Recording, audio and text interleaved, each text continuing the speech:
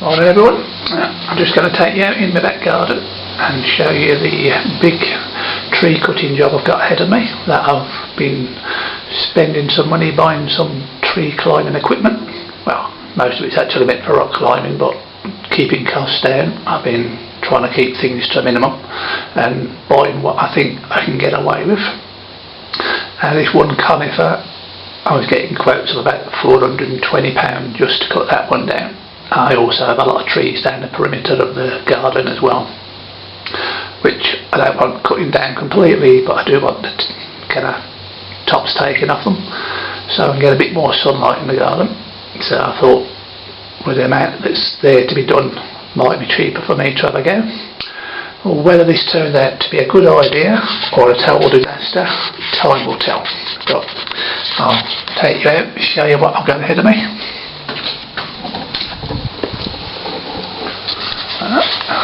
And this got to be the biggest conifer I've ever seen as far as the thickness of the main trunk, but as you can see, he's a fair old size. That's actually higher than the roof of the house, and that's not bad enough. All the way down the perimeter of the garden, more trees which run the full length of the garden and then get across the bottom as well. So I have got more than my fair share of trees, whether electric pole chainsaw. I have already taken a fair few branches off that. You can see a few stumps sticking out all the way down, but obviously that would have been very dangerous to try and climb this without any sort of protection. Whether I actually manage to get up there or not, be looking at the way the main branches go, I don't know. Until I actually get up there, I'll get myself secured into the tree somehow, and then I'll take it from there. Whether I can actually do it or not, I'll have to wait and see. Hopefully I can get so far up there and make an impact on it.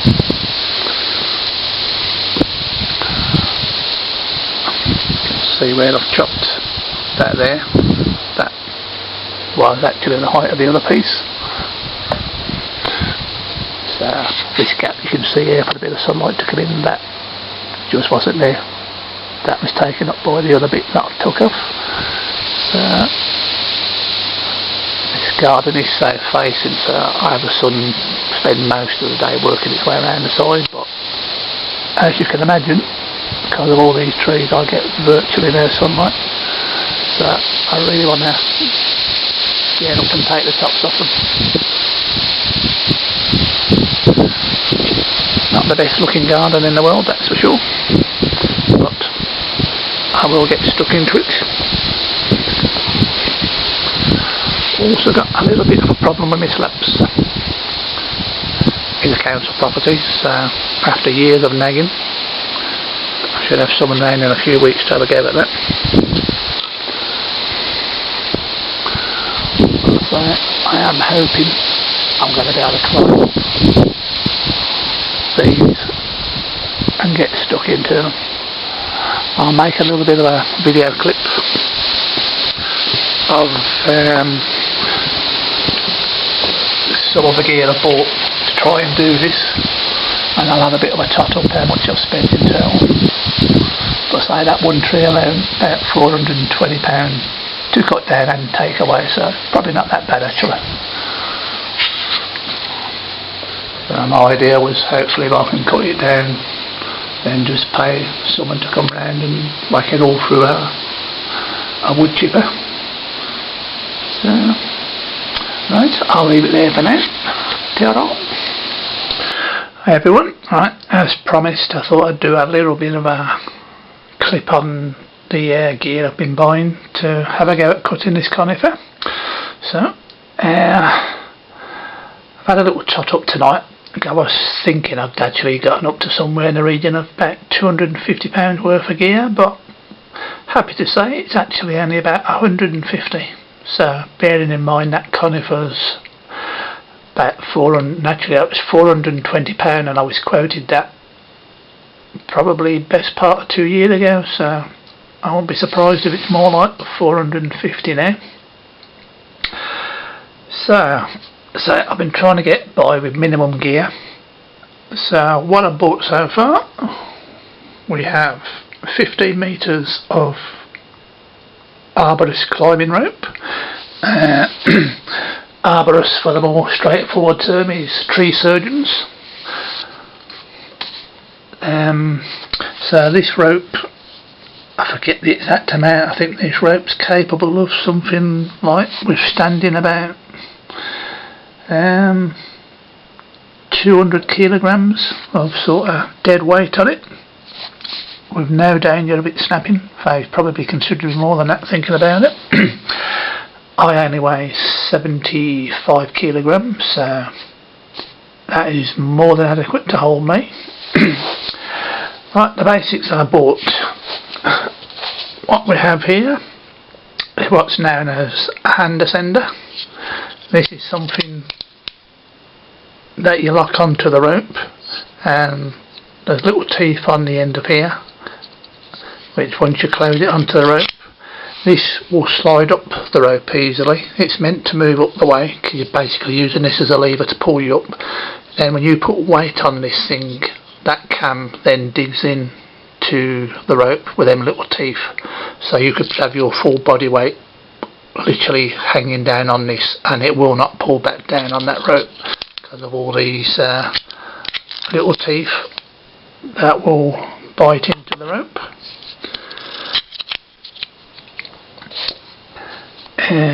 We have a figure 8, and this is what you would use for belaying your way back down. So basically you slide back down the way, I mean I won't go into how it's all done, it's quite complicated when you actually look at all these things, but basically that's a device for getting you down. We've got 2 locking carabiners. These are what's recommended to have on your actual line that's going to be supporting your full body weight. So you would snap your rope onto these and onto your harness, and then they actually do up so you can't accidentally catch it against anything and basically end up having this detaching from the rope or from your harness and you're falling. So that's what's recommended to have on your main climbing line. These, despite looking quite flimsy, are actually not that much weaker than the locking ones. These are a bit easier, they don't lock, so you could have tools and things on your belt and it's just an easy like little snap thing. I've just looked these up. These are always marked in kilonewtons, and these, believe it or not, can take in the region of 2,500 kilograms of force before these would break. Now the main strength of these is down this main sort of axis here, so that would be the way they'd be on your belt, taking the main strain. You have to be careful not to get them sort of spinning round when you're doing stuff and then maybe ending up having the force of the rope going across that way, because the strength of that will be considerably, probably look if it's half the strength of what it is down that main part there. So that's something to tell you to watch out for when you're working and whatever you're doing, whether you're rock climbing or doing trees. Just ensure that doesn't turn round at some point. The other thing here is what's known as prusik cord. These can be used for a variety of things. There's specific knots that you can use these for, which again I won't go into on this video, where basically you wrap this round the main cord in a certain way, and again that's a bit, it's a cheap man's version of this hand ascender. If you haven't got the money to use these, then with this thing it basically looks like you've got a big knot on the rope, and again it will push up the rope nice and easy. But then when you put force on it, the way this knot is designed, it kind of kinks a little bit and then actually digs in, and again you could have your full, and I was at the weekend when I was having a go at this, my full body weight hanging from the rope, and the only thing that was stopping me falling was this bit of cord, the way you do these knots on the rope. So that was what I was trying to get away with. Ended up there, this is a bit of a cord. The idea of these be something like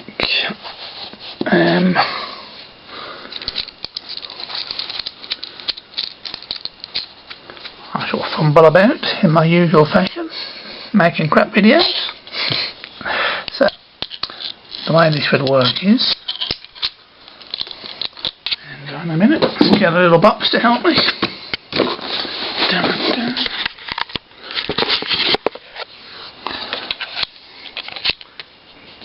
Trying to see myself here.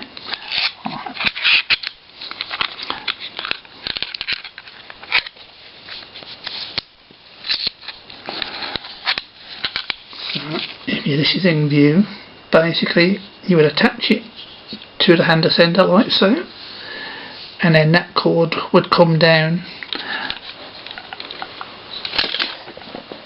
and you would attach the end of that to your harness. So you now got that hand ascender that you'd be using. This would be attached down onto your harness, so theoretically you're held in place. So that's basically how that works.